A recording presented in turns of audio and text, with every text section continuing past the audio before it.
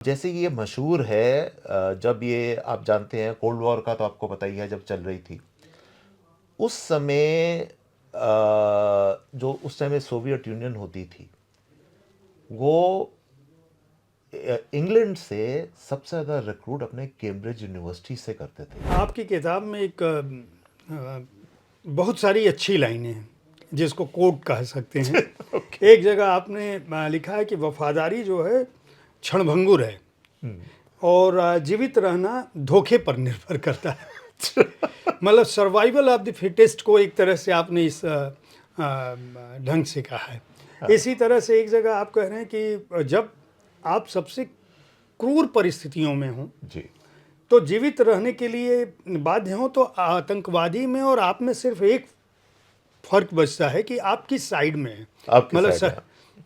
तो ये जो जी टिप्पणी है, ये क्या आज जो आधुनिकता की दौड़ में मनुष्य भाग रहा है सभी के लिए ये है नैतिकता के जो बिंदु हैं जी वो धीरे धीरे क्षीण होते जा रहे हैं। जी तो ये इस तरह के कोट्स से आप क्या कहना चाहते हैं? आप अपने समाज की रियलिटी को उसके सामने रखना चाहते हैं जी या आप उसे प्रेरित करना चाहते हैं कि नहीं, तुम ऐसी स्थितियों में यही करो? बिल्कुल। अब वो ये तो वाली बात हो गई ना कि मोरालिटी एथिक्स क्या सही है क्या गलत है, सब कुछ सब्जेक्टिव हो गया आजकल। अब आप जिसे कहते हैं कि एक अंग्रेजी में जो एक लाइन होती है what is the absolute truth. तो अगर आप सच्चाई का बिंदु जो सच्चाई का आप केंद्र ढूंढना चाहते हैं तो आपको नहीं मिलेगा, क्योंकि हर आदमी की सच्चाई अलग अलग होती है। जो मेरी लाइन वो फेवरेट लाइन वो मैं टेररिस्ट के जब पहली किताब लिखी तब भी मैं यूज़ कर रहा था कि जो टेररिस्ट और जो सिक्योरिटी का जो इंसान है दोनों ने AK-47 एक दूसरे से जंग कर रहे हैं। अब फ़र्क क्या है? उसकी अपनी मोरालिटी है, आपकी अपनी मोरालिटी है। एज ए से ना somebody else's terrorist is somebody else's freedom fighter। तो ये हो जाता है।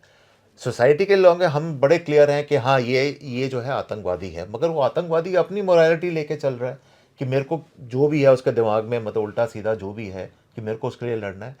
तो ये आज की दुनिया में जिसे कहते हैं कि द लाइन्स हैव ब्लर्ड। हम बड़े ग्रे जोन में रहते हैं। ब्लैक एंड वाइट तय करना हर चीज़ का ज़रा मुश्किल हो जाता है कभी कभी। और एज क्रिएटिव पीपल, आप लेखक कह लीजिए हमको, अभिनेता कह लीजिए, जो भी कह लीजिए, हम कोशिश मेरी तो कम से कम लिखने में यही होती है कि मैं उन लोगों के बारे में लिखना चाहता हूँ जो अपनी ज़िंदगी जिसे कहते हैं ना किनारे चलते हैं, बीच में नहीं चलते।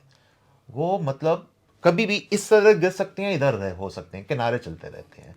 दे live life on the edge. तो इसीलिए आपने लिखा है कि सच्चाई हमेशा आरामदायक नहीं होती। ऐसा नहीं है कि ये कंफर्टेबल मिजाज इट्स नॉट कंफर्टेबल। वो वही है, एज वो फेमस लाइन कि somebody else's terrorist is somebody else's freedom fighter।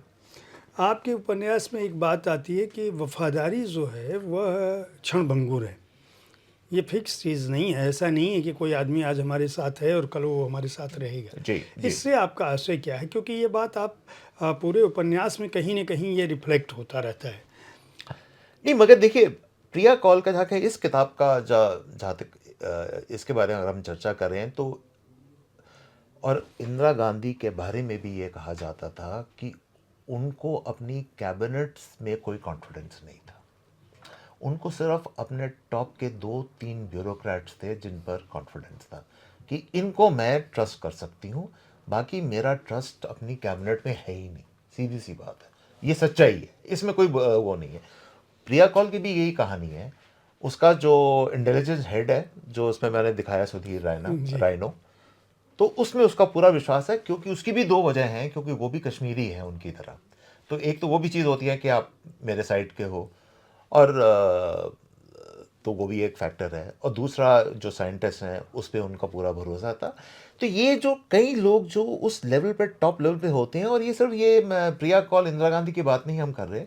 अगर आज भी आप लीडर, आप ट्रम्प को साहब को ले लो, आप किसी को भी ले लो, तो वो भी जो होते हैं ना 3-4 लोग ही होते हैं जिन पर भरोसा रखते हैं, उसके आगे उनका भरोसा बहुत कम होता है। ये आपका जो एजेंट है एजेंट राणा। एजेंट राणा तो मेरा वो सीरियल मैं टाइम्स ऑफ इंडिया में लिखता था। वो दूसरा है, वो दूसरा है एजेंट राणा। वो किरदार आप उस किरदार का इस उपन्यास या आपके बाकी उपन्यासों पे क्या प्रभाव पड़ा है? कैसे कैरेक्टर जो आपके जो सुपर कॉप्स हैं, हाँ, उनको उनके पीछे कोई आपके दिमाग में कोई ऐसा कैरेक्टर रहा है रियल लाइफ का जिससे आपने कहा कि नहीं, ये आदमी जो है इसको मैं यहाँ पे भारतीय सिक्योरिटी एजेंसीज या इंटेलिजेंस एजेंसीज की मार्फत रखूं? ऐसा कि ऐसे किसी रियल हाँ, मैं बताता हूँ। इंटेलिजेंस जो इसको गेम ही कह लीजिए, एक गेम ही होता है एक तरह का। इंटेलिजेंस गेम के अंदर दो तरह के आपके रिक्रूट होते हैं, यह मैं हकीकत बता रहा हूँ। एक तो लोअर लेवल पे होता है कि जैसे जैसे अब राजस्थान में अगर आपने किसी को रिक्रूट करना है उस तरफ से या इस तरफ से जो भी है, तो वो कोई मतलब कोई ढाबे में काम कर रहा है, कुछ कर रहा है उस तरह का, चलो भाई तुम उस साइड चले जाओ, मेरे को इन्फॉर्मेशन चाहिए वापस लेकर। एक तो वो लो लेवल रिक्रूटमेंट होती है। दूसरी एक लेवल जो रिक्रूटमेंट होती है वो काफ़ी हाई लेवल पे होती है।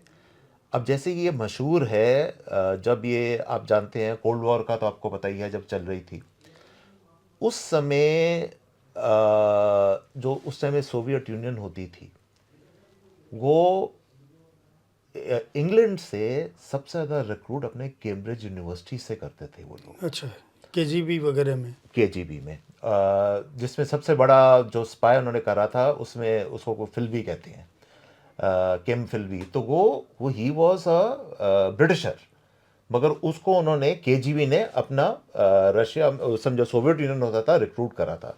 बहुत पढ़े लिखे लोग थे।